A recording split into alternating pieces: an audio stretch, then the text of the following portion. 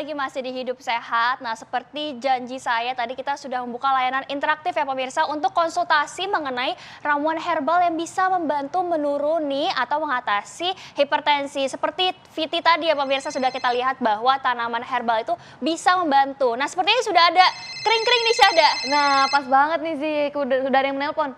Boleh kita angkat sekarang juga yuk tanya-tanya ke dokter? Halo. Halo. Halo, selamat pagi dok. Selamat pagi, dengan Mas siapa ini? Dengan Mas Gatot dok, Dari mana Mas? di Magetan. Oke, Mas Gatot, silakan pertanyaannya soal ramuan herbal mengatasi hipertensi, silakan tanyakan langsung ke narasumber kita, Dokter Agus. Ini dok, saya kan ke dokter periksa. Kata Pak Dokter, itu saya punya gejala hipertensi. Saya tanya-tanya tetangga, katanya pakai daun salam dok. Itu benar atau enggak dok?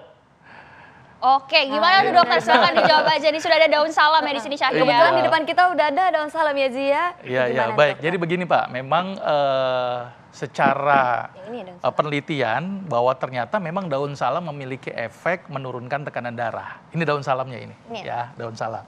Tapi harus diwaspadai juga nih, daun salam itu selain menurunkan tekanan darah, dia juga memiliki efek menurunkan gula. Jadi harus waspada Pak, jadi harus diwaspadai juga. Takutnya kebanyakan dosis, akibatnya gulanya drop. Akibatnya malah tambah pusing dia, pusing gara-gara hipoglikemik. Maka itu ada aturan dosis. Nah, di sini kita langsung demo aja gimana. Boleh, di sini nih saya demoin kepada pemirsa bahwa di sini ada daun salam yang saya pakai untuk menurunkan tekanan darah. Tapi saya ingatkan lagi ya, menurunkan gula juga. Bisa menurunkan gula. Kita rebus nih dalam air kurang lebih sekitar 3 gelas atau kurang lebih sekitar 750 cc. Ya. Oke. Masukin daun salam kurang lebih sekitar 20 gram. 20 gram. Nah, kira-kira sekitar 5 sampai 10 lembar tergantung sih ukuran daripada daun salamnya gitu ya. Kita pakai daun salam yang segar, tapi bisa juga dengan pakai daun salam yang kering gitu ya, bisa direbus di sini. Betul, Pak Gatot bisa lihat nih ya, resepnya sudah ada di layar televisi Anda ya, bisa difoto atau mungkin dicatat ya, dokter ya. Itu dok, dok itu diminumnya setiap hari atau langsung dok? Ya, nanti setelah direbus ini kurang lebih berkurang menjadi sepertiganya. Jadi kurang lebih sekitar 200 cc, itu dikonsumsi pagi dan sore.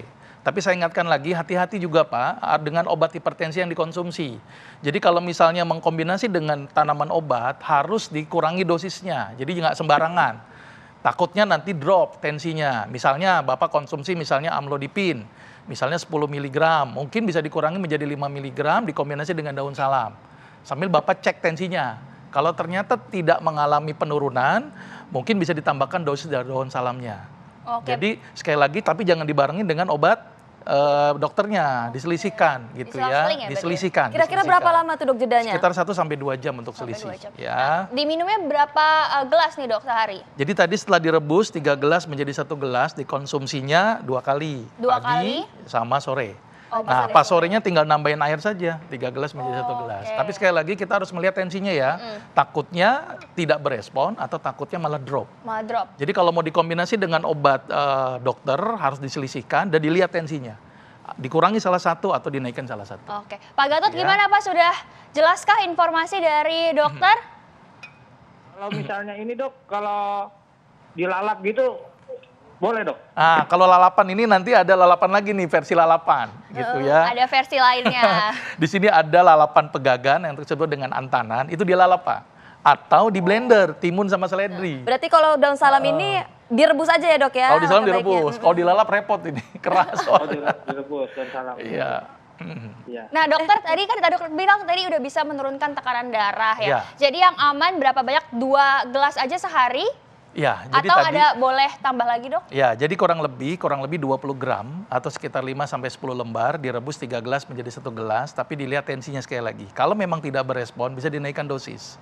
Kalau misalnya terlalu drop mungkin bisa dikurangkan. Jadi disesuaikan dengan kondisi. Disesuaikan gitu dengan ya. Jadi, Pak Gatot sudah ya Pak Gatot, berarti tadi diminumnya 2 gelas aja sehari, disesuaikan juga kalau misalkan masih belum bisa ditambahkan 1 gelas lagi, tapi kalau berlebihan bisa diturunkan. Nah pemirsa ini sudah ada telepon lagi nih Zizi, silakan. Halo.